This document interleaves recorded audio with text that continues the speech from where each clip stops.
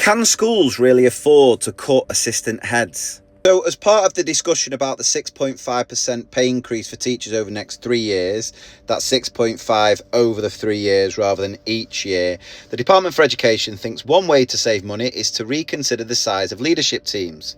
Because obviously, when in doubt, we've just got to make teachers do more with less. Because that's going to solve the recruitment and retention issue as well, surely. I've talked about this before. When I started teaching, there weren't any assistant heads. It wasn't a thing. You had your head teacher, you had your deputy, that was it. But obviously over time that role has appeared, not because schools fancied more titles, it's because of what's expected of leadership in a school. The job has exploded. Safeguarding, send, attendance, behaviour, wellbeing, curriculum, complaints.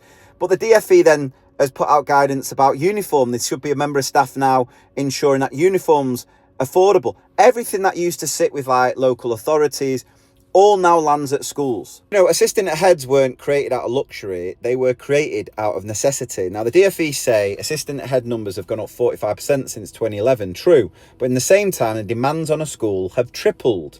Meanwhile, we've got a leadership crisis. Only 43% of deputies and assistant heads now say they'd ever want to become a head teacher. That used to be over half. And surveys show more than half of head teachers are considering quitting early because of the stress and workload. So the leadership pipeline's already collapsing, and now they want to cut the very roles that sort of feed into it. Now, if you take away assistant head teachers and the fantastic work the vast majority of them do, and don't get me wrong, there will be the odd one who probably isn't pulling the weight, and I hate hearing about trusts and mats where there's more people on the leadership team than in flipping classrooms. And I hate when you see schools, these mats where you've got so many more people on the SLT than TAs in class. But I'm talking about the normal schools, the vast majority of them, the assistant heads are doing a phenomenal job. And the work they do, that doesn't disappear if they go. It just trickles down. So heads drown in admin, teachers are picking up the slack.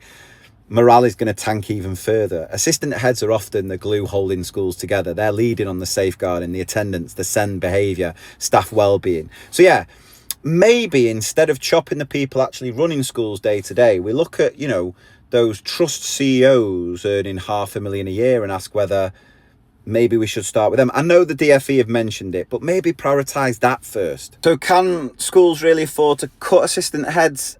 Honestly, in my opinion, it's the opposite. We can't afford not to have them, because when those posts go, the cracks are going to spread even further. The workload's going to skyrocket and more brilliant teachers are going to walk away. I'll tell you that.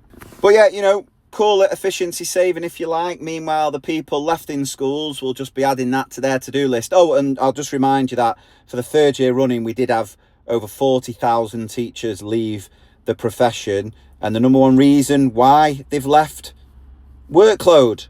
So you get rid of assistant heads and the job they do. What do you think is going to happen to that? Do you think that number's going to drop?